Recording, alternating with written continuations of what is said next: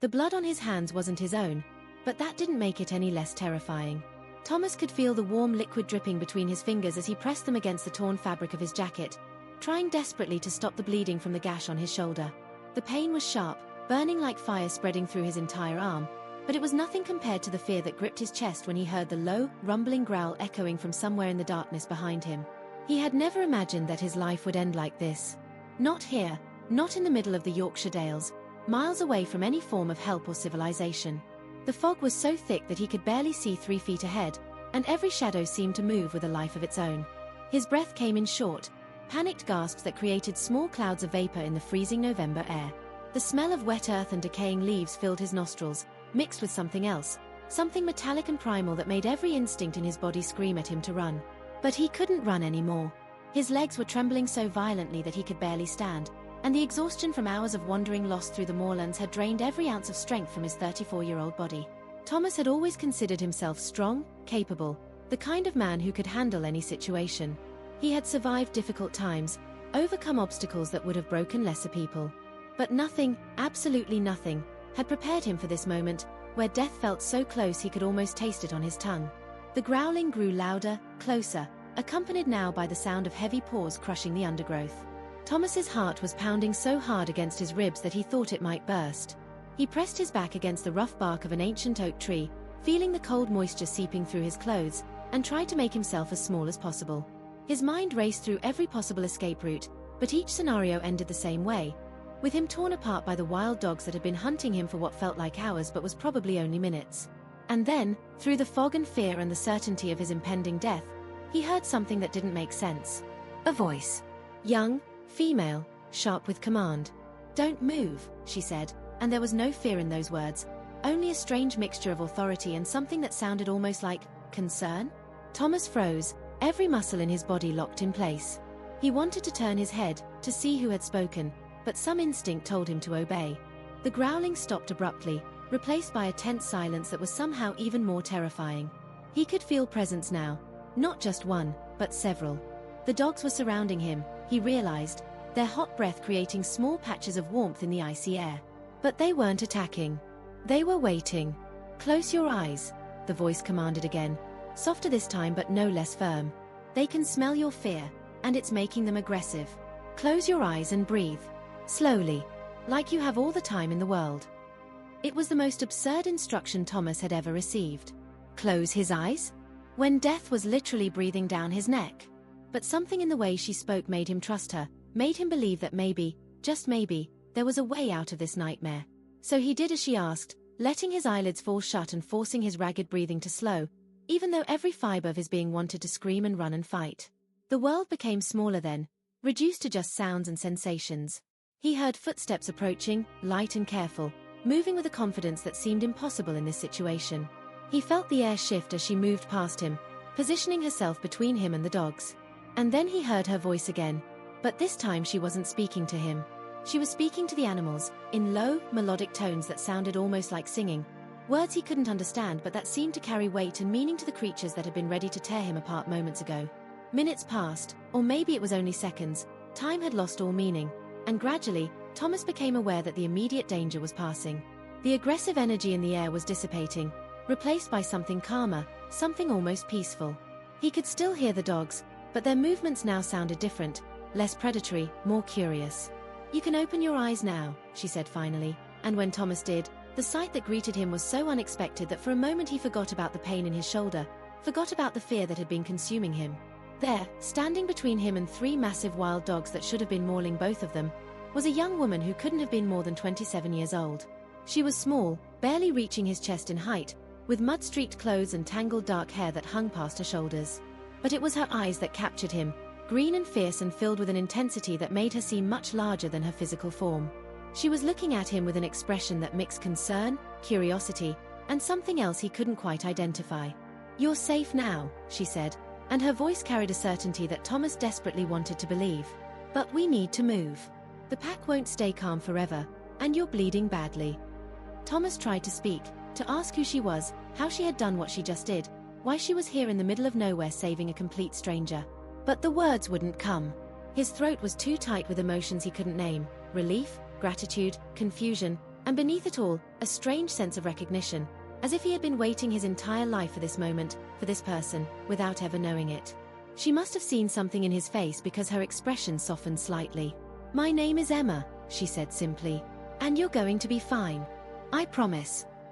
It was such a simple promise, spoken with such conviction, that Thomas felt something shift inside his chest.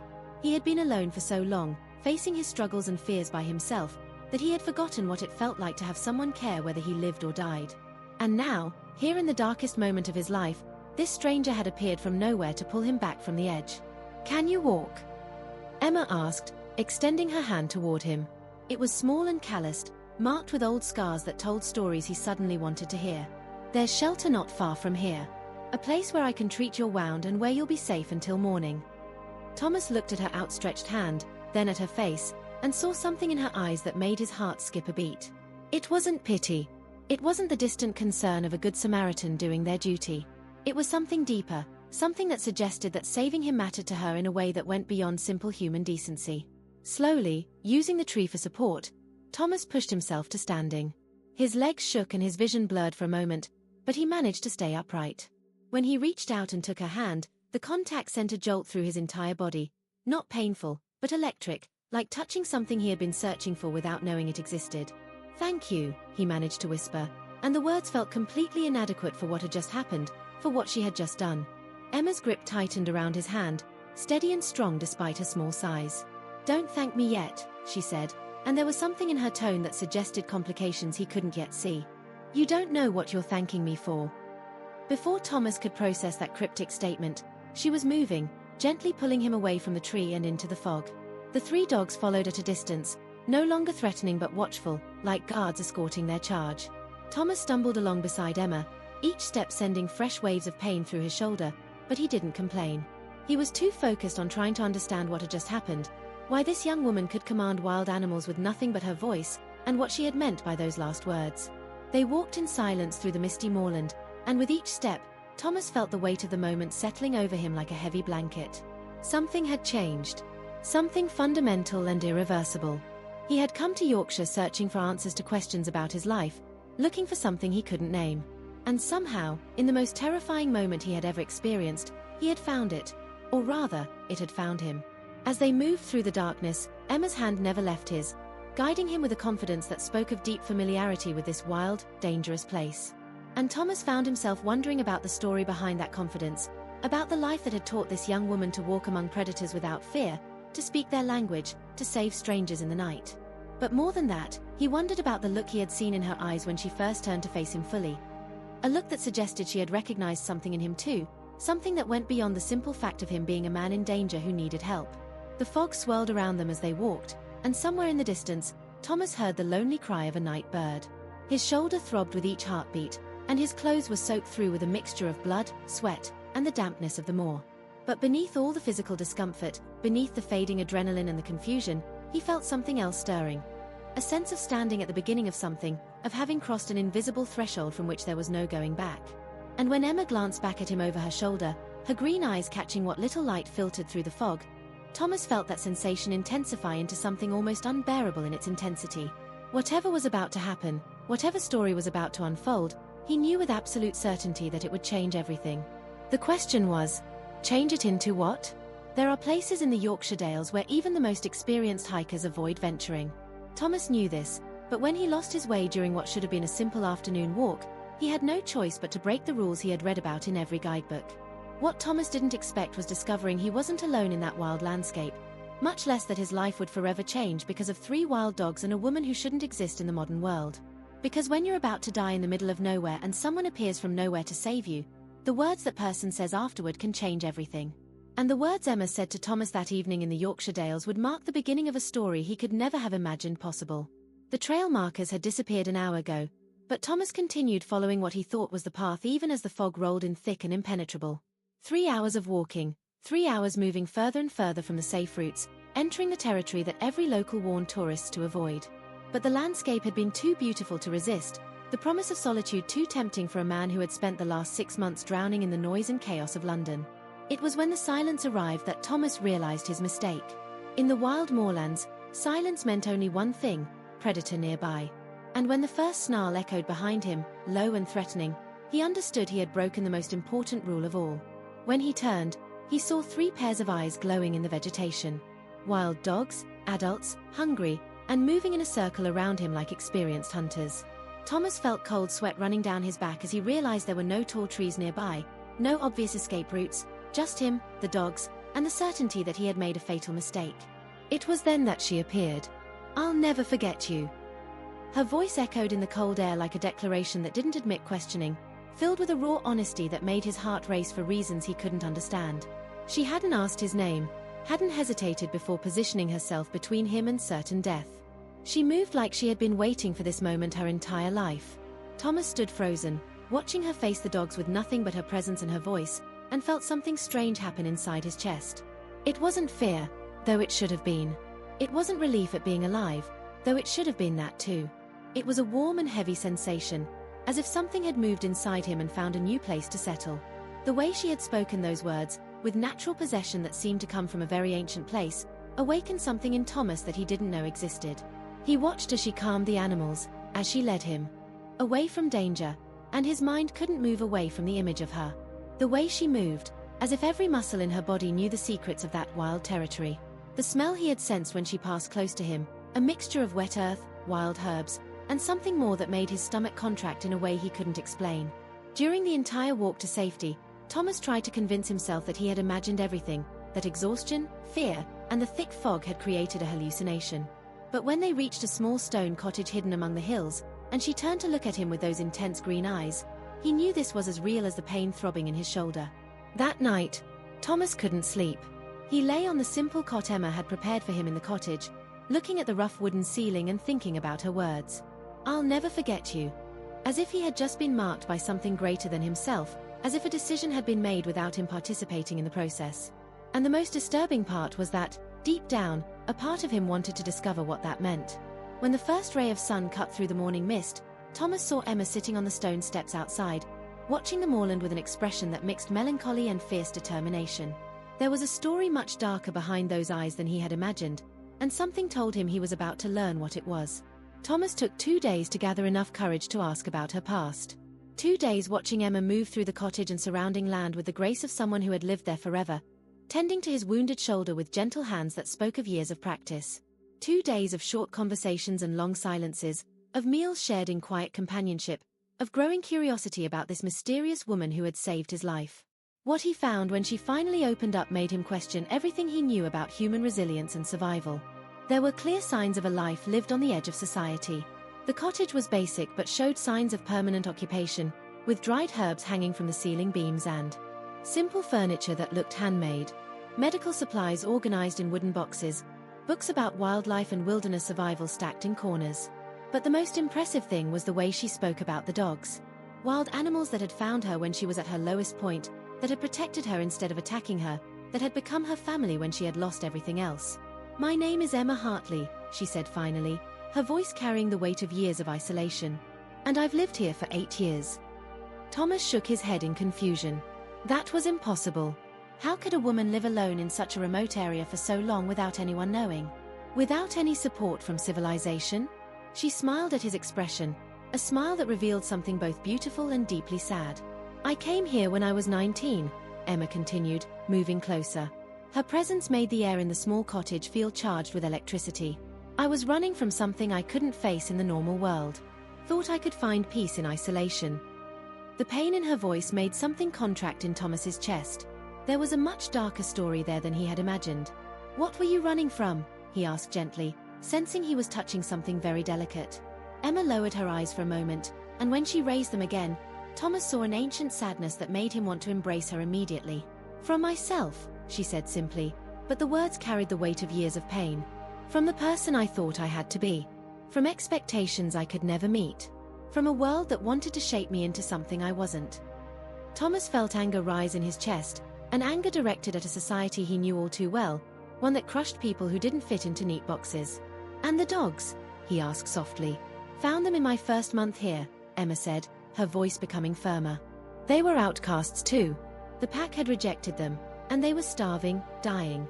Instead of fearing them, I fed them, protected them, and they've been my family ever since." Before Thomas could fully process the magnitude of that revelation, Emma stood and walked to the window. "I should warn you about something," she said, and all the softness in her voice transformed into deadly seriousness. "There are people who want to hurt me, Thomas. People who think what I'm doing here is dangerous, unnatural. If they find out you've been staying with me, they might try to hurt you too." Thomas felt his heart skip a beat. Who would want to hurt this woman who had saved his life? "Who are they?" he asked, already knowing he wouldn't like the answer. Emma turned to face him, and in that moment, Thomas saw something in her expression that made his stomach tighten. It wasn't just determination. It was the mark of someone who had spent years fighting a silent and dangerous war. "Hunters," she said. "Men who kill the wild dogs for sport and money. I've been sabotaging their traps for years, protecting the animals they see as pests. They know I'm here, and they've been trying to drive me out." The revelation hit Thomas like a physical force. Emma wasn't just living isolated in the moors. She was waging a war to protect creatures that society had deemed worthless. Thomas felt deep admiration grow in his chest, a need to protect this woman who had dedicated her life to protecting defenseless creatures. "They won't hurt you," he said, and the determination in his own voice surprised him. Emma opened her eyes wide, surprised by the intensity of his declaration. Thomas took her hands in his, feeling how they were small but incredibly calloused from hard work. "You said you'd never forget me. Well, I'll never forget what you did for me either. Let me help you. Let me stand by your side." The sound of engines in the distance interrupted them. Both turned toward the window, and Thomas could see Emma's body tense as she recognized the sound. "They're coming," she whispered. "The hunters. They must have seen the smoke from the chimney." Before Thomas could respond, a harsh male voice echoed across the moorland, getting closer with each second. "We know you're in there, Emma. Time to have a conversation about your interference." Thomas felt Emma tremble slightly when the voice rang out. It was a voice that carried cruelty and familiarity, as if it knew Emma well. She closed her eyes for a moment, took a deep breath, and then stepped away from Thomas with an expression that had become completely different. The wild and confident woman had vanished, replaced by someone who seemed to be preparing for a battle that had been ongoing for years. "Stay inside," she whispered to Thomas one last time, but he shook his head and moved to stand beside her. He wasn't going to let her face this alone, regardless of who these men were or what they wanted. Emma took a deep breath once more, straightened her shoulders like a soldier preparing for war, and walked toward the door. Thomas followed, his injured shoulder protesting the movement but his resolve firm. 3 men emerged from the fog, standing near a muddy Land Rover with rifles slung over their shoulders. The one who had spoken, a man of about 55 with scars on his face and clothes dirty from mud and dried blood, stepped forward with threatening movements. The other 2 flanked him like soldiers. Thomas noticed they all carried large knives and ropes, and there was something in their eyes that made him feel a chill down his spine. 5 years. Emma. 5 years of you interfering with our work." The man stopped a few meters from her, and Thomas could see his face clearly. It was cruel in a way that came from years of practicing violence, with small, hard eyes that seemed accustomed to making others suffer. "You've cost us a lot of money with your games of protecting the animals." Emma kept her chin raised, but Thomas noticed how her fists were clenched. "They're not games, William. You're killing creatures that protect this region. I won't let you turn the moorlands into a graveyard just to line your pockets." Her words revealed years of struggle, a silent war between a lone woman and men willing to destroy everything for profit. The man called William laughed, but it was a laugh without humor that made Thomas's stomach tighten. "You always were too stubborn for your own good, girl. But today this ends. We won't have our traps destroyed, our camp sabotaged, our hunting disrupted by a crazy woman who talks to wild dogs." Thomas felt rage growing inside him hearing the disrespectful tone, the way he spoke about Emma as if she were a wild animal that needed to be tamed. Emma took a step back, and Thomas saw her hands trembling slightly for the first time. "I'll never stop protecting them," she said firmly. "You can threaten me all you want, but I won't let you destroy what's left of the wild nature here." William signaled to the other 2 men, who began moving toward Emma with determined and dangerous expressions. Thomas couldn't stay back when he saw the 2 men approaching Emma with knives visible in their belts. The anger he felt was physical, a hot sensation rising from his stomach to his throat that made him step out from the cottage doorway without thinking about the consequences. "Stop!" he shouted, and his voice echoed across the moorland with an authority he didn't know he possessed. The 3 men turned immediately, and Thomas could see surprise on their faces when they recognized him as an outsider. William narrowed his eyes, clearly trying to assess the situation. "And who might you be?" he asked slowly, spitting on the ground afterward. Didn't know Emma had found herself a protector. Thomas walked until he stood beside Emma, feeling the tension in the air intensify with each step. My name is Thomas, and you're threatening a woman who saved my life. I suggest you get in your vehicle and leave before I call the authorities. Emma looked at Thomas with a mixture of gratitude and concern. She knew he was risking himself for her, and Thomas realized that this decision was changing something fundamental between them. It was no longer about attraction or curiosity. It was about choosing to protect someone who mattered to him, regardless of the consequences. William took a step toward Thomas, clearly irritated by the interference. This isn't your business, outsider. This woman has been disrupting our work for years, destroying our equipment, scaring away game. She owes us money. Thomas felt his blood boil with those words. Your work is illegal. Hunting wild dogs without proper licenses is a crime, and intimidation with weapons is assault. I have connections in London, and I promise you that one phone call will bring authorities here faster than you can imagine. The mention of authorities and London connections made William's two companions exchange nervous glances. They clearly hadn't expected to encounter resistance, especially not from someone who spoke with the confidence of education and resources. William realized he was losing control of the situation, and his expression became more dangerous. You don't know what you're getting into, Thomas. This woman is disturbed, living alone out here for years, talking to animals. She's not normal. Thomas felt Emma move slightly behind him, and when he glanced quickly over his shoulder, he saw she had straightened completely. Fear had disappeared from her eyes, replaced by fierce determination. It was as if his presence beside her had returned all her strength. Emma is more normal than any man who kills defenseless animals for money, Thomas responded firmly. And braver than three armed men who need to gang up to intimidate a lone woman. William was silent for a long moment, clearly weighing his options.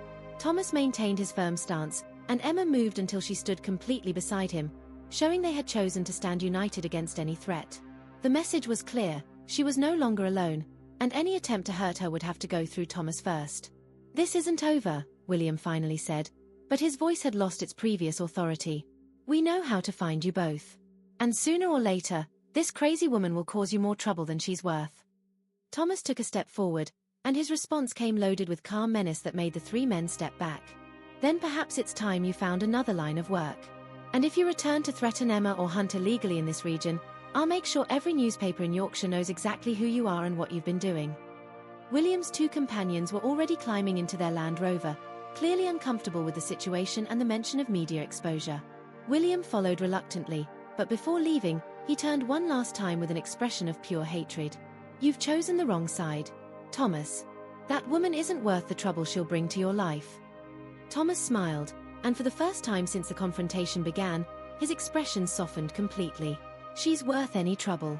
And she deserves to be protected by any decent man.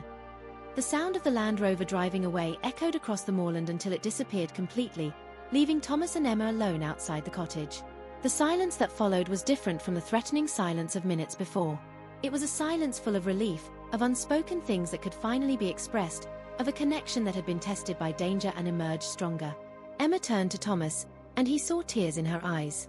But they weren't tears of sadness or fear. They were tears of deep gratitude, of relief at no longer being alone in the fight, of something deeper she couldn't put into words. You risked everything for me, she said, and her voice was choked with emotion. You barely know me, and yet you stood up for me against dangerous men. Thomas reached out and touched her face gently, feeling the warm, slightly salty skin from tears under his fingers. I know enough, he said with absolute tenderness. I know enough to know you're exactly the kind of woman worth fighting for. A brave woman who dedicates her life to protecting those who can't protect themselves. They moved closer slowly, and when they finally kissed, it was with the intensity of two people who had found something precious they didn't know they were searching for. The kiss tasted like salt and earth and promise, like beginning something that couldn't be undone. When they separated, Emma looked deeply into his eyes and repeated the words that had started everything. I'll never forget you, Thomas. And this time Thomas smiled and responded, and I'll never forget you, Emma, protector of the moorlands. Forever. The days that followed the confrontation with William were the happiest in Emma's life since she had arrived in the Yorkshire Dales 8 years ago.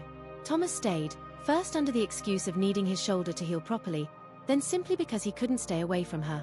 He brought supplies from the nearest village, tools for repairs, new books about wildlife. But most importantly, he brought something Emma thought she had lost forever, the companionship of someone who cared. They would sit together on the stone steps of the cottage, watching the sun set over the moorland, and Emma would tell him stories about the dogs who had become her family.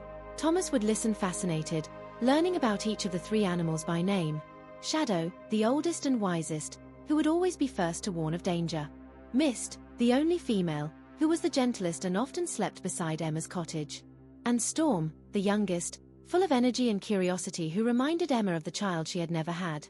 "I never believed it was possible," Thomas would say, watching Emma stroke Mist, who had laid her head on Emma's lap. "That wild animals could trust a human so completely." Emma would smile, and that smile lit up her face in a way that made Thomas want to spend his entire life making her happy. It's not the dogs who don't trust humans. It's humans who have forgotten how to live in harmony with nature. The dogs understand sincerity. They've never tried to hurt me because they sense I mean them no harm. But they weren't just moments of peace. Thomas also began helping Emma in her mission to protect the moorlands. Together they would patrol the area, searching for illegal traps and destroying them.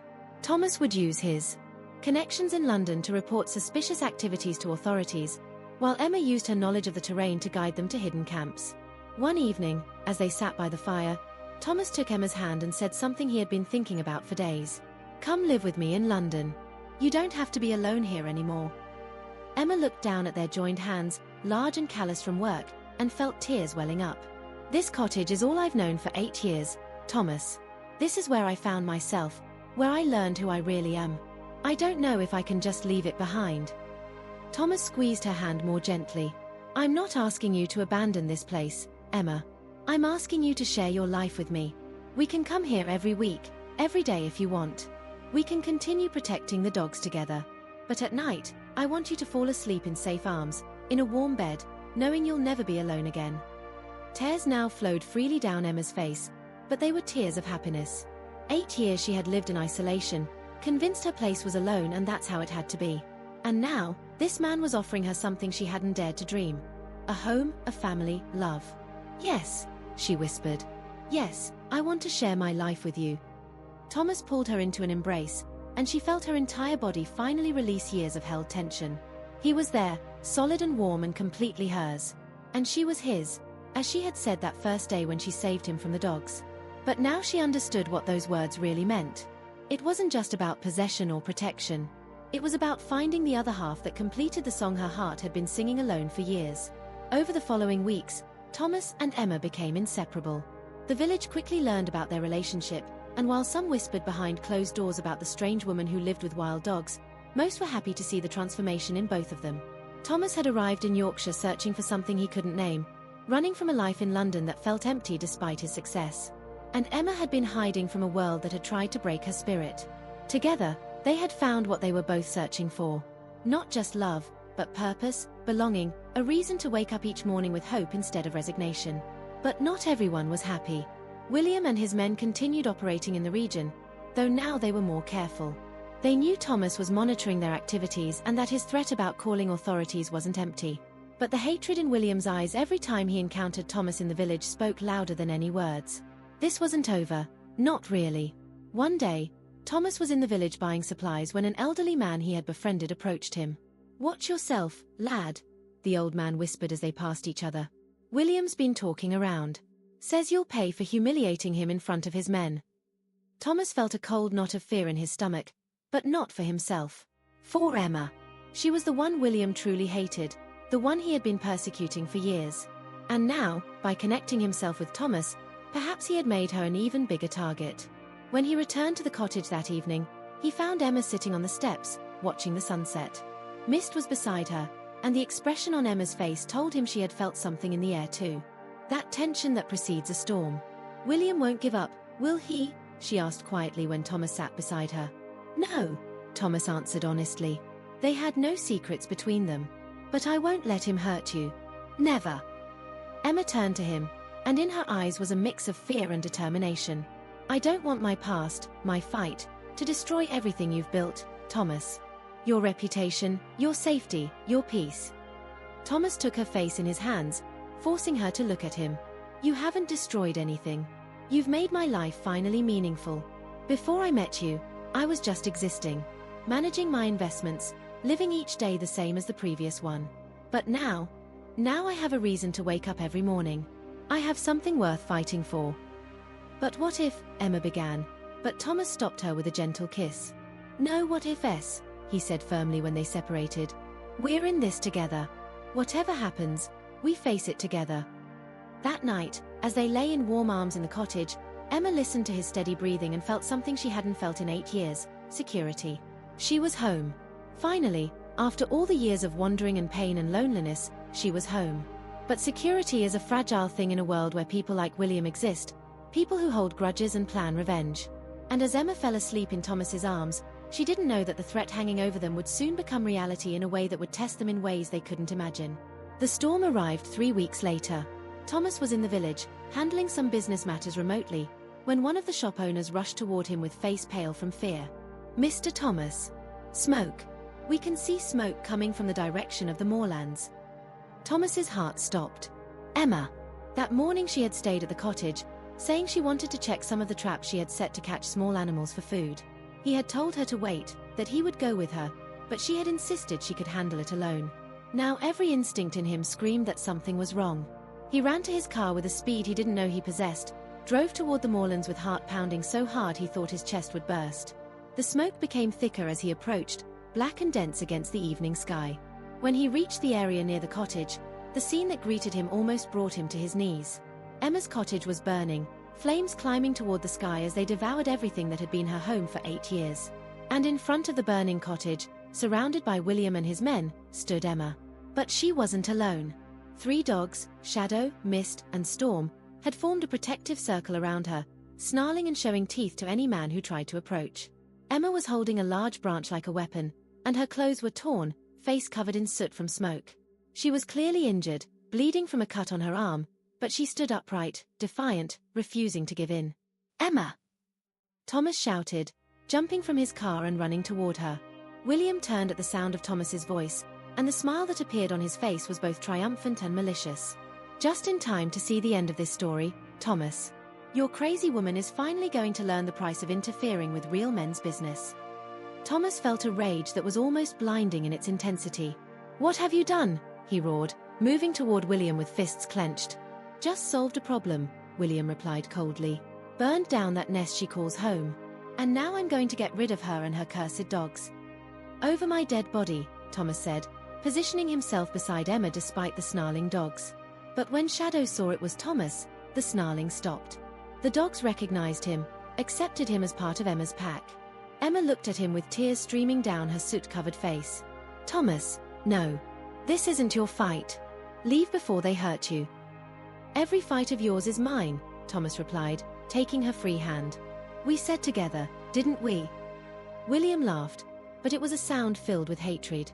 How touching. However, today both she and the animals die. And you, Thomas, can watch or you can die with them. Your choice. William's men began moving, surrounding them with knives drawn. There were 5 of them now, and Thomas realized they had come prepared to finish this once and for all. The dogs snarled louder, preparing to attack, but Thomas knew that even 3 dogs couldn't defeat 5 armed men. And then something happened that Thomas would never forget. From the moorland emerged a figure. Then another. And another.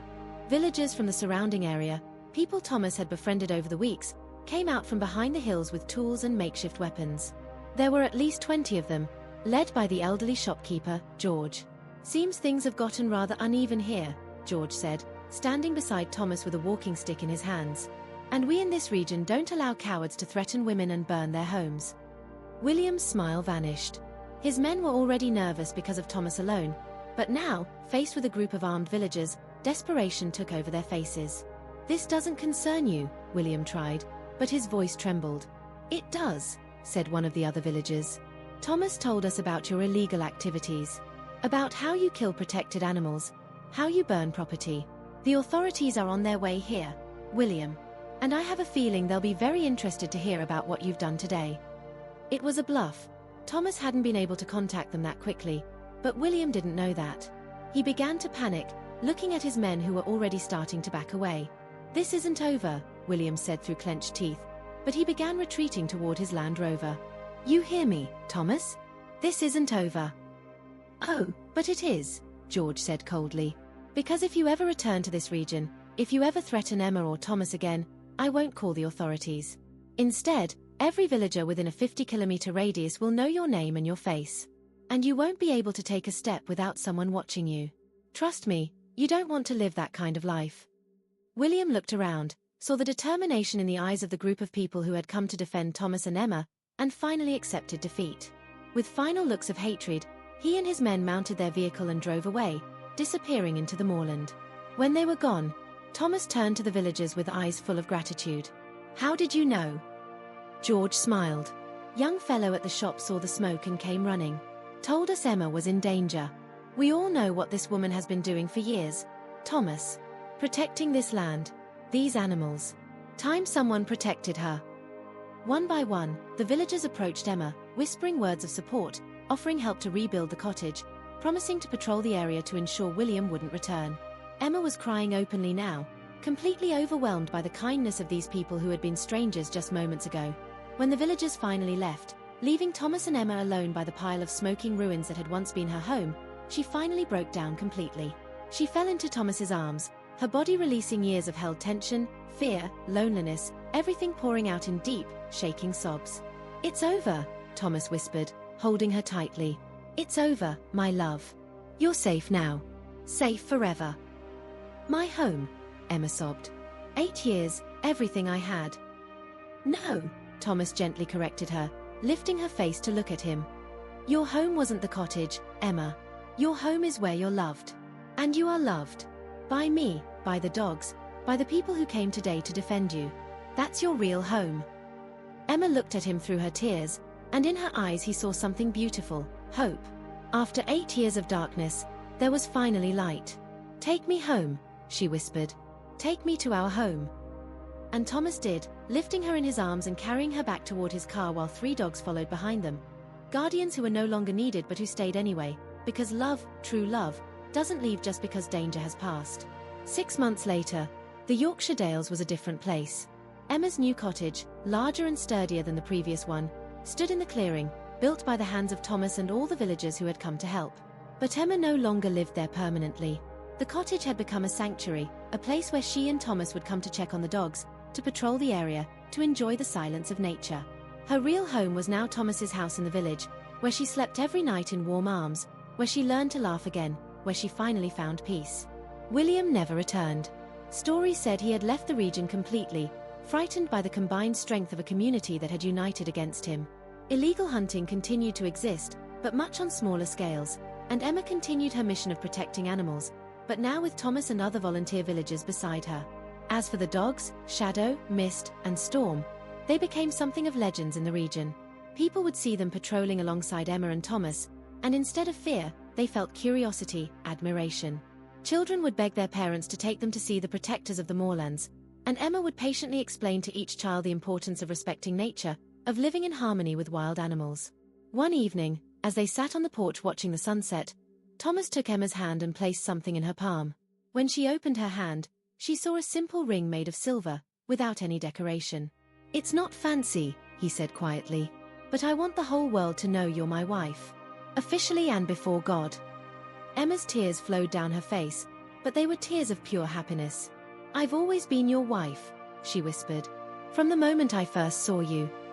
"And I've always been your man," Thomas replied, taking the ring and placing it on her finger.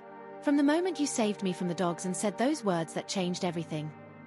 They kissed as the sun set over the Yorkshire Dales, and somewhere in the distance, 3 dogs howled, not from sadness or hunger, but from joy. Because their pack was finally complete. Emma had found more than love. She had found family, community, a purpose that went beyond just survival. And Thomas had found something he didn't know he was searching for. A woman who was as strong as she was gentle, a warrior with the soul of a protector, a love that made him a better man. Their story became one that grandmothers told their grandchildren, a story about courage, love, and the strength that comes when 2 people decide to stand together against the world. A story that reminded people that true love isn't just a feeling. It's a choice, a daily decision to protect, respect, and love the person beside you, regardless of the cost.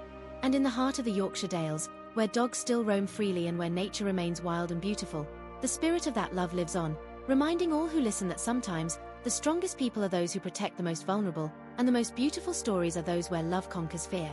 If you listen carefully, on quiet nights when the wind whispers through the heather and when moonlight illuminates the rolling hills, you might hear the howling of dogs, not a threat, but a song. A song about a woman who loved them, about a man who loved her, and about a love that was strong enough to protect them all. Because in the end, that's what love does. It doesn't just join two hearts, but creates family, community, a world where courage and care go hand in hand, where differences are celebrated, and where every being, whether human or animal, deserves to be protected, respected, loved. And that is the story of Thomas and Emma, protectors of the Yorkshire Dales, who prove that sometimes, the most unlikely love is the one that lasts forever.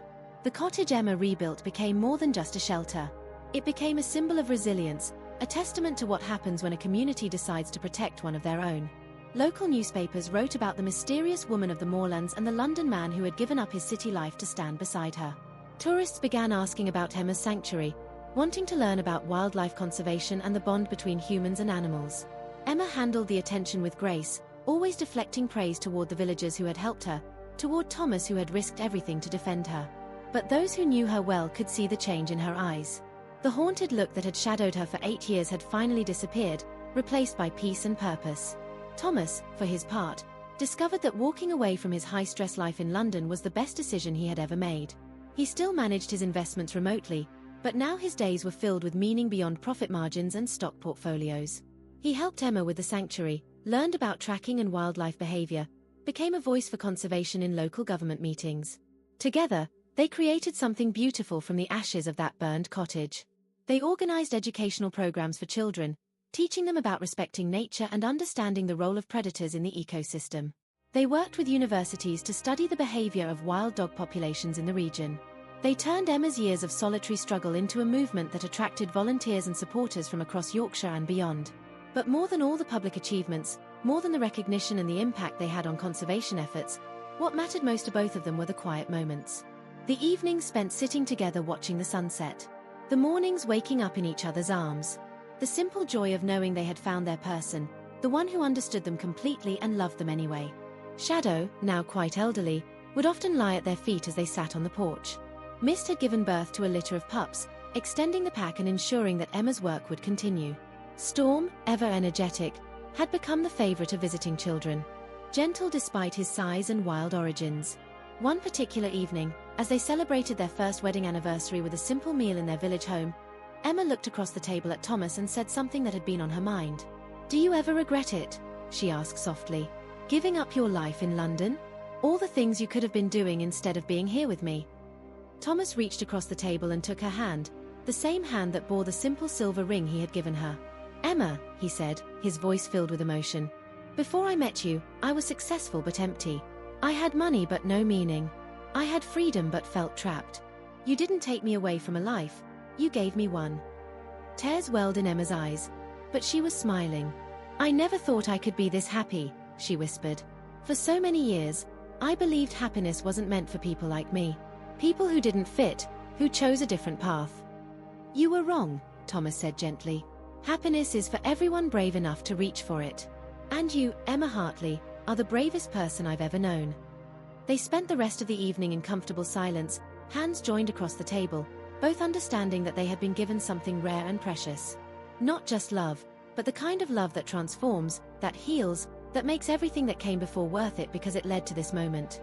As the months turned into years, their life settled into a rhythm that felt both adventurous and secure. They traveled together sometimes, always returning to Yorkshire with relief and joy. They faced challenges, harsh winters, occasional conflicts with hunters, the inevitable struggles of maintaining a sanctuary on limited resources. But they faced everything together, and that made all the difference. The village had fully embraced them both. Emma, once viewed with suspicion and fear, was now seen as a treasured member of the community. Children called her Miss Emma and begged their parents to let them volunteer at the sanctuary. Adults sought her advice on everything from wildlife problems to personal struggles, having recognized in her a wisdom that came from surviving the unsurvivable. Thomas became a bridge between Emma's isolated world and the broader community. His business connections brought resources and attention to conservation efforts. His patience and genuine love for Emma showed others that the woman they had feared was worthy of protection and respect. But perhaps the most significant change was in Emma herself. The woman who had hidden from the world for 8 years, who had believed she could only survive alone, had learned to trust again. Not just Thomas, but humanity in general. She learned that while some people like William would always exist, there were far more people like George and the villagers who had stood up for her when she needed them most. On the 5th anniversary of the day Emma had saved Thomas from the wild dogs, they returned to the exact spot where they had first met. The moorland was beautiful in the summer light, heather blooming purple across the rolling hills. Shadow had passed away peacefully the previous winter, but Mist and Storm were with them, along with Mist's grown pups. "Do you remember what you said to me that day?" Thomas asked, his arm around Emma's waist as they stood looking out over the landscape that had brought them together.